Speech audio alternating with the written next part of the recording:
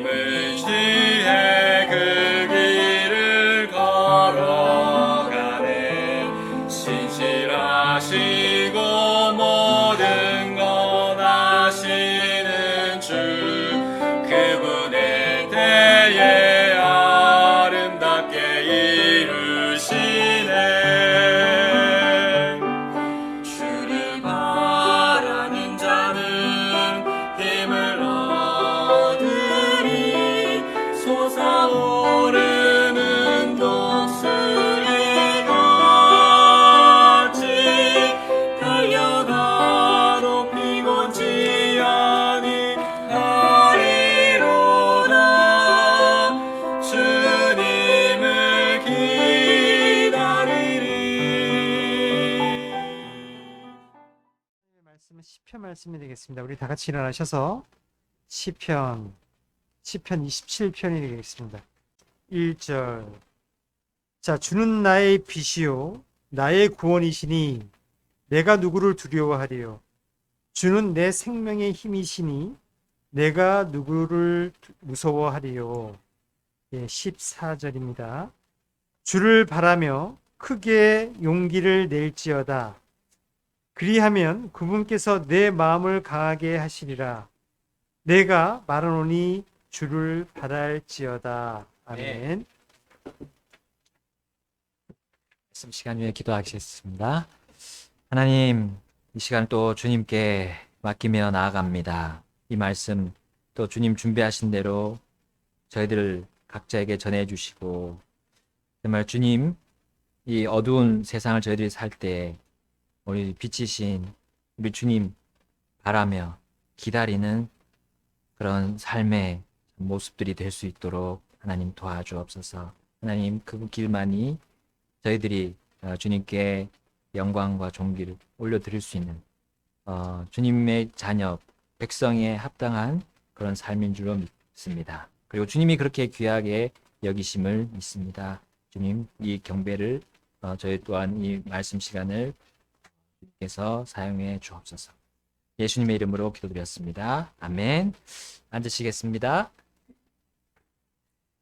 우리 오늘 빛이신 주님 기다리자, 빛이신 주님을 기다리자라는 제목으로 오늘 말씀 보시겠습니다. 우리 다윗의 주위에는 항상 이 대적들, 원수들이 있었음을 우리 또 27편을 와서 또 우리는 봅니다. 그 외부의 적들, 그들이 와서 심지어 이 다윗의 살을 먹으려고 했다고 그가 증언합니다. 2절에 보니까 그렇게 나오죠. 그리고 그들이 군대를 또 이루어서 진을 치면서 아주 튼튼한 그런 또 기세를 가지고 그와 전쟁을 하려고 했다고 다윗은 묘사했습니다.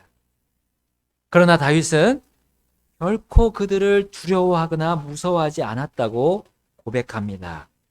왜냐하면 그에게는 주님이 계셨기 때문입니다. 그의 안에 주님이 계셨기 때문이에요.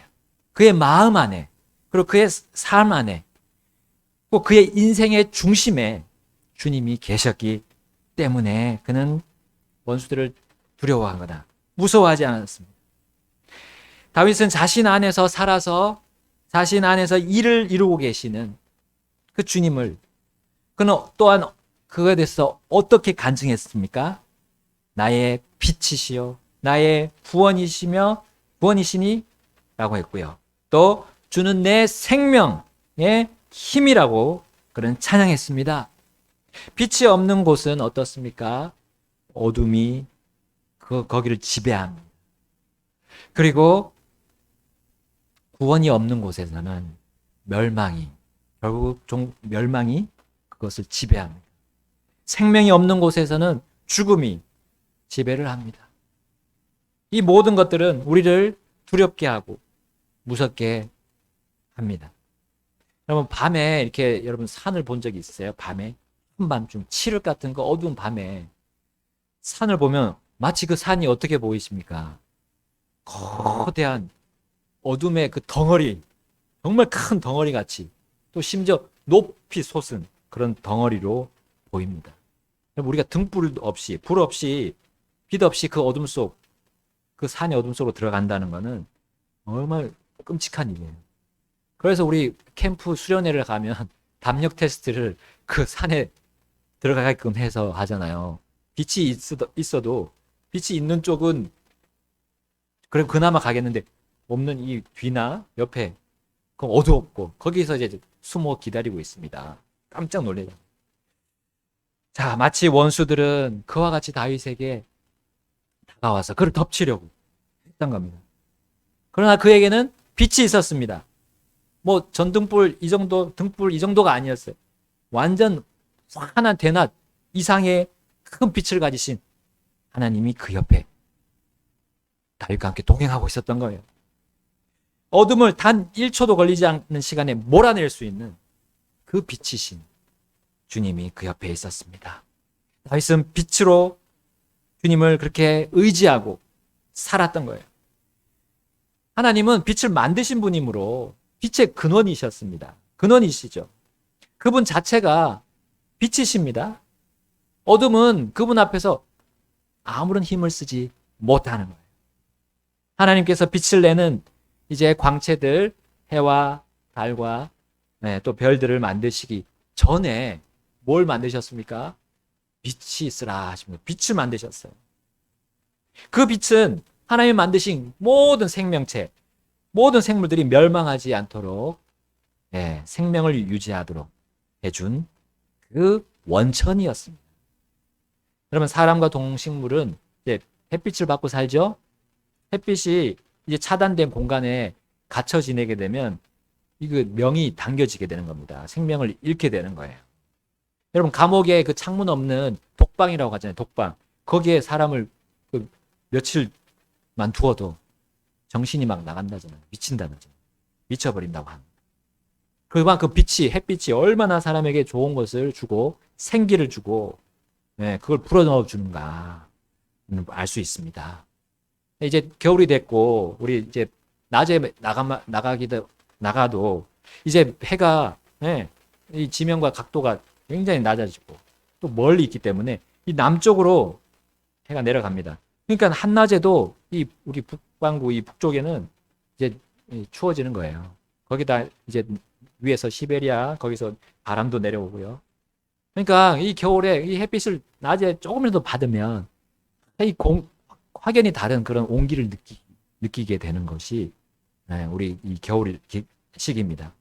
그 정도로 이 햇빛이 얼마나 사람에게 큰 온기를 주고 있는가라는 거죠. 자, 다윗은 다른 시에서 마치 주님이 그와 같음을 표현합니다. 그 겨울에 이 햇빛 하나가 얼마나 따뜻한 건지 더 느낄 수 있잖아요. 그 어려움 때. 그것을 이렇게 표현합니다. 시편 84편 11절에 이렇게 나옵니다. 주 하나님은 해와 방패가 되시나이다. 주께서 은혜와 영광을 주시며 곧바르게 걷는 자들에게 좋은 것을 아끼지 아니하시리다. 아멘. 해와 방패라고 했어요. 해는 이 마치 우리에게 나쁜 것을로부터 방패가 되는 것이죠. 특히 겨울에 추울 때, 우리 인생에 그 추운 겨울 있을 때, 이 주님은 우리의 빛이 되셨고 해가 되셔서 막아주십니다. 그 어려운 일들을 막아주시고 우리를 죽지 않게 붙잡아 주시는 분이에요. 자, 그 빛을 만드신 빛의 원천이신 하나님은 사람의 그 혼과 영의 햇빛과 그것의 열기보다 더 강력한 그보다 그 유익보다 더 많은 유익을 주는 주님이십니다. 그것이 바로 주님의 은혜와 영광입니다. 은혜와 영광. 주님 앞에서 곧바르게 걷는 자는 그 중심에서 빛이 구원이요 생명의 힘이신 주님과 함께 걷기 때문이에요. 주님은 곧바르게 걷는 다윗에게 자신의 은혜와 영광이라는 이 좋은 것을 아낌없이 주셨던 겁니다. 빛이요 구원이요 생명의 힘이신 주님 앞에서 여러분 우리가 어떻게 곧바르게 걷습니까? 어떻게 걷는 것이 곧바르게 걷는 모습입니까? 우리 다윗이 오늘 본문에서 간증하고 있습니다. 다윗이 본문에서 우리 27편에서 간증하는 모습을 보겠습니다. 27편 4절, 8절, 14절 이 세 구절을 읽겠습니다. 4절 제가 읽습니다. 내가 주께 바라던 한 가지 일 바로 그것을 구하리니 그것은 곧 내가 평생토록 주의 집에 거하여 주의 아름다움을 바라보며 그분의 성전에서 여쭙는 것이라. 8절 주께서 너희는 내 얼굴을 찾으라 하셨을 때에 내 마음이 주께 아뢰기를 주여 내가 주의 얼굴을 찾으리다 하였나이다. 우리 14절도 함께 읽겠습니다. 주를 바라며 크게 용기를 낼지어다. 그리하면 그분께서 내 마음을 강하게 하시리라. 내가 말하노니 주를 바랄지어다. 아멘. 여러분 다윗이 어려움에 처할 때 혹은 무탈할 때 관계없이 상관없이 그는 주님께 여쭙기를 바랬습니다. 다른 그 어떤 일보다 가장 최우선에 그 일을 두었어요. 바로 주님의 얼굴을 찾았습니다. 사람의 얼굴을 찾은 게 아니라 주님의 얼굴을 먼저 찾는데 우선순위를 두었습니다. 주님을 바라면서 거기 영어 표현에 보면 웨이트가 나오잖아요. 웨이트. 기다렸어요. 주님을 기다렸습니다. 주님이 구하자마자 확 와서 도와주면 좋겠는데 그러지 않을 때가 많잖아요. 그냥 기다리는 거죠. 주님이 오신 걸 믿고 기다리는 거예요. 오시긴 오셔요. 반드시 오셔서 나를 도와주시는데 기다린다. 그게 바로 주님을 바란다라는 말로 우리말로 이렇게 번역이 되었습니다. 곧 무슨 말입니까? 주님께 간절히 기도드리고 또 끊임없이 기도드리고 계속 기도드린다는 거죠. 기도한다는 거. 이것이 주님을 나의 빛, 나의 구원, 내 생명의 힘이심을 믿고 사는 바로 곧바르게 걷는 그 실제 모습이라는 겁니다. 기도가 빠지면 안 된다는 겁니다. 기도. 여러분 다윗과 매우 비슷한 이제 간증을 한 사람이 성경에 등장하는데 바로 미가입니다. 오늘 27편과 굉장히 유사합니다. 미가가 했던 선포했던 말을 우리는 볼 수가 있어요. 여러분 미가는 어떤 사람입니까? 주전 700년경에 남왕국 유다에서 활동했던 대언자였습니다. 이제 당시는 어떤 상황이었습니까? 아시리아가 이스라엘과 유다를 완전히 거의 속국으로 삼고 있을 정도였어요. 유다 백성들은 이 외부의 적인 이 아시리아로 인해서 고통을 받고 있었습니다. 심지어 그 가운데서 내부의 대적들로 인해서도 고난을 받고 있었어요. 아시리아 군인이 막 약탈하러 빈번하게 쳐들어왔고, 심지어 같은 동족인 그리고 같은 집안 사람들끼리도 서로 반목하고 서로 또 곧바른 자들, 하나님 잘 따르는 자들이 억압을 하고 못 받은 자들을 억압하고 핍박을 받고 있었던 거예요. 자, 이때 미가는 그 죄악과 범법이 유다 사회 전반을 지배하는 그런 상황 속에서 이 하나님의 엄중한 경고를 전달합니다. 미가서 7장으로 가보시게 되면 우리 그 장면을 볼 수가 있습니다. 7장. 자, 그 앞부분들에 이제 그런 하나님이 경고하시는 장면이 나오고요. 이제 그 7장 5절부터는 주님 그 다윗처럼 곧바르게 걷는 자들에게 소망의 메시지를 전달해 주고 있습니다. 특히 이 미가는 메시아의 탄생을 예고하면서 그들에게 실생활에서 얻을 수 있는 그 큰 위로와 격려를 하고 있는 장면을 여기서 볼 수 있어요. 7장 5절부터 9절인데요. 제가 먼저 5절 읽겠습니다. 5, 6, 7절 읽고요. 함께 또 8절부터 읽겠습니다. 너희는 친구를 신뢰하지 말고 안내자를 신임하지 말며 내 품에 눕는 여인에게라도 내 입의 문들을 지킬지어다. 아들이 아버지를 욕되게 하며 딸이 일어나 자기 어머니를, 며느리가 일어나 자기 시어머니를 대적하나니 사람의 원수들이 자기 집 사람들이로다. 그러므로 나는 주를 바라보며 내 구원의 하나님을 기다리리니 내 하나님께서 내 말을 들으시리로다. 함께 읽겠습니다. 오 내 원수야 나를 치며 기뻐하지 말지어다. 나는 쓰러질지라도 일어날 것이요 어둠 속에 앉을지라도 주께서 나를 위하여 빛이 되시리로다. 내가 주께 죄를 지었으므로 그분의 경노를 담당하려니와 마침내 그분께서 내 사정을 변호하시고 나를 위하여 심판을 집행하시며 또 나를 빛으로 데려가시리니 내가 그분의 의를 보리로다. 아멘. 다윗이 쓴 27편과 참 많이 일치함을 우리는 알 수 있습니다. 미가는 다윗이 쓴 이 시편을 이미 알았고 묵상하고 있었을 거예요. 이미 쓰여진 지가 오래됐죠. 미가가 볼 때는. 그리고 조상 다윗 왕의 이 찬송시가 마치 이 자신의 상황 그리고 유다 사람들에게 그런 상황에 아주 적절한 필요한 하나의 메시지로 다시금 그가 이제 선포했던 겁니다. 어떤 사람도 신뢰하지 말고 주님께 달려가라는 말씀이에요. 심지어 가족, 가장 가까운 아내라도 신뢰하지 말라는 말이에요. 오직 주님만 먼저 우선에 두고 갈망하라는 겁니다. 주님만이 원수들로부터 구원할 수 있는 그 한 분임을 확신하고 그리고 그분이 마치 어둠을 몰아내는 빛과 같이 그렇게 일하실 때를 기대하라는 거예요. 기다리라는 겁니다. 억울한 사정이 혹시 있을지라도 주님이 변화하시겠다 하셨잖아요. 주님이 의롭게 심판하실 거라고 보장하시는 이 말씀을 우리도 들을 필요가 있습니다. 다윗은 자신과 자신이 다스리는 백성들에게 자신의 이 같은 확신을 노래로 또 찬양으로 가르쳐 주었던 겁니다. 자, 우리 다시 시편 27편 5절과 6절을 읽겠습니다. 고난의 때에 그분께서 자신의 천막 속에 나를 숨기시고 자신의 장막의 은밀한 곳에 나를 숨기시며 반석 위에 세우시리로다. 자, 6절입니다.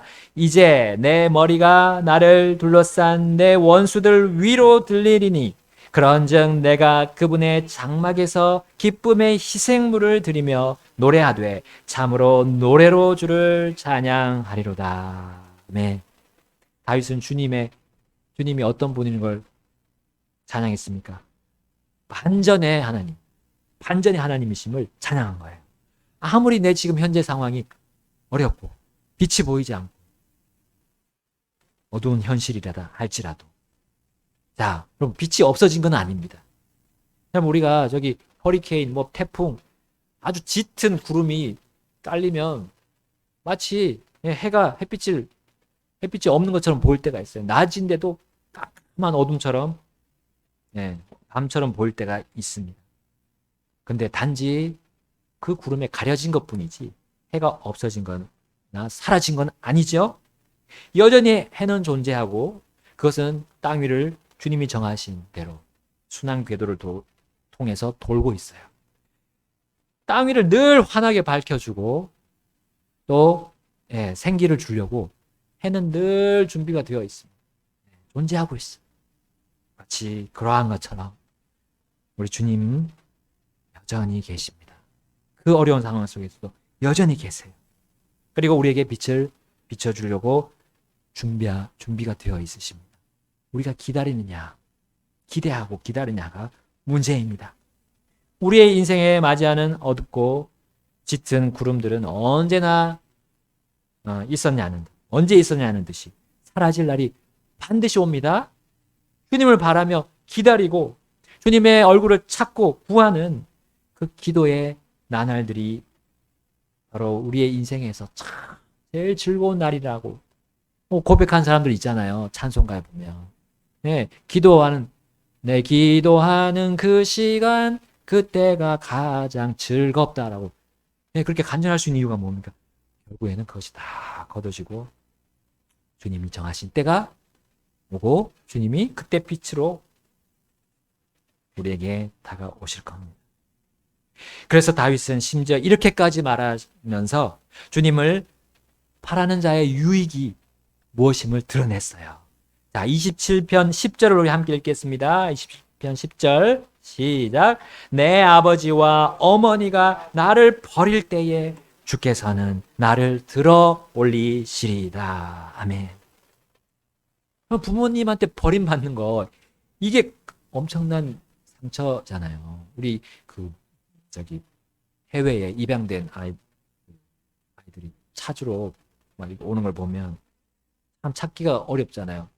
근데 결국은 나중에 이제 다 커서 부모님의 그 마음을 알고 이렇게 찾아오는 사람들도 있더라고요. 근데 그 참 큰 상처입니다. 그 어두운 나날들을 보내는 거예요. 내 부모가 나를 버렸다는 사실을 알면. 여러분, 사실 다윗의 이 아버지 이새가 다윗을 버리거나 그 다윗의 어머니가 그를 버린 적은 없었어요. 심지어 그의 부모와 그의 형제들이 그 친척들이 다 다윗이 사울에게 쫓김 당할 때 그때 와가지고 같이 생사를 함께 하기로 했잖아요. 자, 그러나 이 다윗의 아들들은 참 다윗의 입장에서는 그냥 내팽개치고 버리고 싶어 정도지 않았을까, 그런 마음이지 않았을까 싶습니다. 여러분, 피부치라고 하지만 우리 피부치라고 하는 그 끈끈하고 질긴 혈연의 띠로 연결되어 있는데도 불구하고 여러분, 우리의 죄악된 성품은 이 끈마저도 끊어버릴 정도로 독하다는 것을 다윗은 이런 식으로 고백을 또 했던 거예요. 여러분, 다윗은 혈연보다 더 강력하고 질긴 그 자신의 육신으로 인해서 자신의 자녀들을 버리고 싶을 때가 있었습니다. 그가 육신에 의존하고 하나님의 영에 의존하지 않을 때 그의 자식마저도 그는 미워했었어요. 그 미움이 그 자신의 아들과 수년 동안 만나지도 않고 말도 하지 않는 그런 일도 벌어졌던 겁니다. 자, 이 일의 발단이 무엇입니까? 다윗의 장남이었던 암논. 그 암논이 다윗의 배다른 딸인 다말을 겁탈했어요. 이게 얼마나 극악한 범죄입니까? 가족 안에서도 물론이지만 이스라엘 안에서 하나님께 범법하고 사람들에게 그 왕의 가족의 명예를 또 실추시킨 그 아들을 이 다윗이 버리고 싶지 않았을까? 그 육신의 마음 그랬을 겁니다. 또한 암논을 다윗이 그냥 이제 질책만 한 채 벌을 주지 않았다가 어떤 일이 또 벌어졌습니까? 이 다말의 오빠이자 다윗의 셋째 아들인 압살롬이 일단 원한을 품다가 그렇게 계획을 해오다가 이 암논을 살해했잖아요. 그리고 다윗은 아들 압살롬을 거의 버리다시피 했어요. 만나주지도 않았어요. 그리고 말도 하지 않았어요. 결국 압살롬은 반역까지 계획을 했고 어떻게 됐습니까? 압살롬마저, 그 아들마저 잃게 되는 고통을 다윗은 겪고 며칠간을 애곡하는 그런 상황에 처해 있었습니다. 여러분, 힘든 일들, 우리 불행한 상황들이 터질 때 주님을 바라지 않고 주님의 얼굴을 구하지 않는 삶, 곧 주님께 여쭙지 않고 기도하지 않는 삶은 이렇게 곧바르지 않는 삶으로 나아가는 겁니다. 결국 부모가 자식을 버리고 자식이 부모를 버릴 수 있는 이런 끔찍한 가족 상잔의 그런 일들도 충분히 벌어질 수 있습니다. 그러나 그런 일이 벌어지더라도 하나님만큼은 결코 버리지 않으니까 너희는 하나님만을 신뢰해라. 그분을 기다리라. 나처럼 조급해서 사람들과 씨름하고 사람들과 아웅다웅하다가 이 귀중한 주님이 주신 좋은 것들을 잃지 말라고 다윗을 통해서 주님은 우리에게도 말씀하시는 거예요. 내 아버지와 내 어머니가 버릴 때 주는 너를 들어 올리신다. 그러면서 주님은 자신에게 달려와서 무엇이든지 얘기하라고 이렇게 격려해 주십니다. 이사야를 통해서 말씀해 주시거든요. 이사야서 49장 15절 여인이 자기의 젖 먹는 자식을 잊을 수 있겠으며 자기 태선한 아들을 불쌍히 여기지 않을 수 있겠느냐. 참으로 그들은 혹시 잊을지라도 나는 너를 잊지 아니하리라. 아멘. 여러분, 우리 이 땅에는 그 어떤 공동체, 어떤 단체 모임 안에 있는 사람들에게서 완전한 공의를 찾아볼 수 없어요. 가정, 우리 회사, 학교, 국가, 심지어 우리 주님의 교회라고 하는 이 교회 안에서도 우리 사람들 사이에서 어떤 정말 완전한 공의를 찾으려고 하면 제 풀에 쓰러질 겁니다. 그런 사람이 없어요. 완전한 사람은 없습니다. 네. 가장 강한 애정이라고 하는 이 자식을 향한 그 부모의 본성적인 애정조차도 우리 주님이 말씀한 혹시 잊을 수 있다는 거예요. 그런 존재가 사람이라는 거. 그러나 반면에 우리 주 하나님은 결코 우리를 잊지 않으십니다. 자신의 자녀를 잊지 않으세요. 불쌍히 여겨주시고 우리 말을 들어주시고 하다가 갑자기 멈추지 않으시는 거예요. 결코 그걸 멈추지 않으십니다. 계속 듣고 계십니다. 자신의 자녀를 불쌍히 여기시고 그가 성장하도록 엄청난 자원을 탁 동원해서 도와주고 계세요. 모든 세상을 지으신 자신의 권능과 지혜의 말씀으로 우리를 위로하시고 격려하시며 독전해 주십니다. 여러분, 우리 스포츠 선수들이 기진에서 넘어졌을 때 어떻게 합니까? 막 응원단이 일어나라고 막 박수 치고 응원하잖아. 일어나라, 할 수 있다. 막 지금 우리나라 축구 국가대표를 막 엄청나잖아요. 지금 난리 났잖아요. 격려하고 응원 보내는 거, 사람도 이 정도인데, 여러분 하나님 우리를 어떻게 얼마나 더 끊임없이 강력하게 열정을 가지고 응원을 하실까 생각해 봅니다. 다윗과 우리 이 미가에게 주신 이 주님의 응원의 말씀과 더불어 이사야를 통해서도 응원하십니다. 하나님의 끝없는 사랑이 담긴 그분의 이 예언의 메시지로 우리를 격려하시고 도전하십니다. 어머니가 자신의 젖먹이를 잊을지라도 또 해와 달이 자신의 빛을 거둘지라도 결코 우리 하나님은 자신의 자녀로부터 자신을 거두지 않으시는 분임을 이렇게 선포하십니다. 이사야서 60장 그 예언의 말씀 가운데 이렇게 선포하시는 거예요. 60장 19절에서 20절 다시는 낮에 해가 내 광채가 되지 아니하고 달이 내게 밝은 광채의 빛을 주지 아니하며 오직 주가 내게 영존하는 광채가 되고 내 하나님이 내 영광이 되리라. 아멘. 20절입니다. 다 같이 읽습니다. 다시는 내 해가 지지 아니하며 내 달이 물러가지 아니하리니 주가 너의 영존하는 광채가 되며 너의 애곡하는 날들이 끝나리라. 아멘. 아멘. 주님께서 이 땅에 오셔서 이제 직접 다스리실 때 이 땅은 온전히 회복되죠. 마치 그 에덴 동산과 같이 회복될 겁니다. 죄와 범법으로 저주받았던 이 땅이 죄와 범법이 없었던 그 에덴 동산, 처음에 에덴 동산처럼 돌아가게 될 거예요. 자, 바로 이제 1000년 동안 이 땅과 이 하늘들이 회복되지만 그 1000년의 마지막에 마귀 사탄이 풀려납니다. 이제 다시 그 땅을, 민족들을 미혹할 거예요. 왜 하나님은 이 1000년을 끝으로 해서 새하늘과 새 땅을 창조하지 않으시고 그냥 회복만 하시고 또 다시 이렇게 민족들을 미혹하도록 사탄에게 기회를 주시는가? 참 이상하죠? 근데 왜 이렇게 하실까요? 다윗이 가졌던 그 자신의 아들을 버리고 싶었던 그 마음 있잖아요. 육신. 그 육신이 얼마나 강하고 얼마나 질긴지를 보여주시기 위함이 아닌가 저는 믿습니다. 여러분, 사람이 1000년을 살고 그때 아이가 죽더라도 100세에 죽는다 했잖아요. 100세에.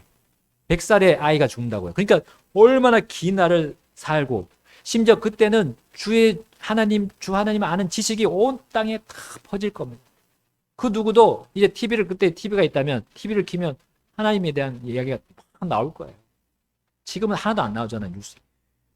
나올 거. 그런 세상인데도 불구하고 이제 마귀가 미혹을 하면 거기에 따라가는 사람들이 있다는 거예요. 그때도. 그러니까 이 육신이 얼마나 질긴가 보여주시면서 사람은 하나님을 찾지 않고 구하지 않는 그 마음이 얼마나 강한지를 보여주시는 겁니다.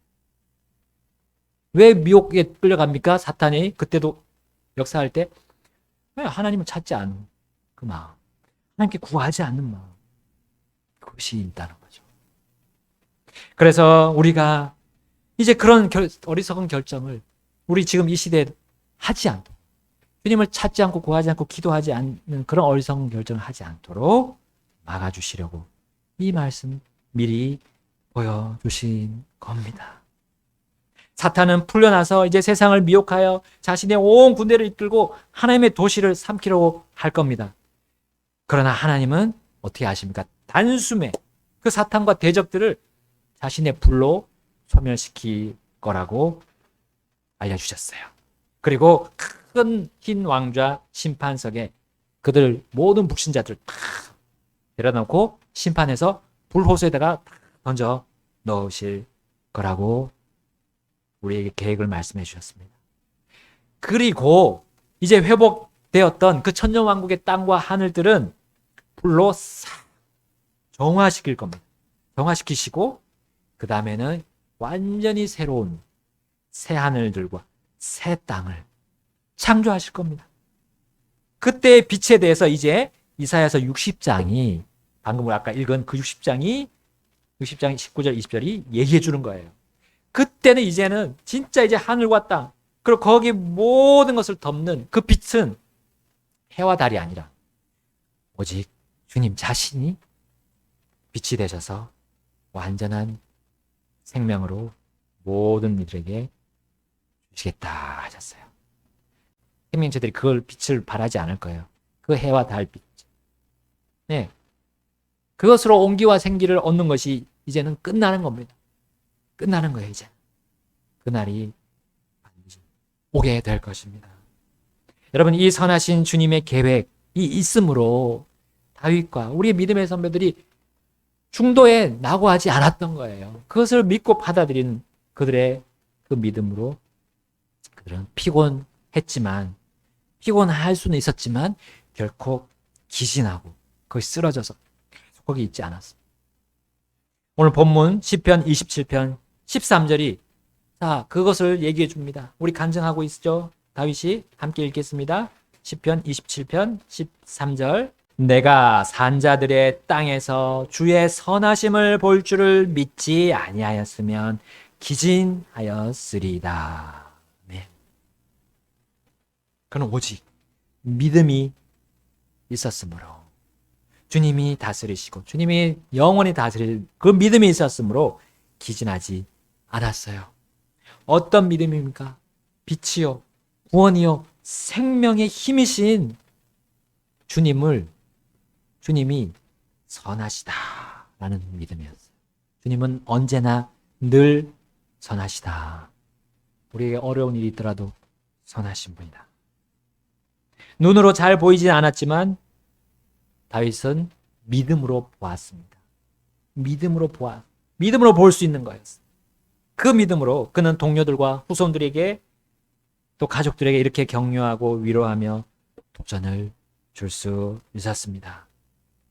여러분, 우리 각자가 먼저 이렇게 곧바르게 주님의 얼굴을 구하고 주님을 기다리고 기도하는 삶을 산다면 이제 그 다음은 다른 사람을 도와줄 수 있을 겁니다.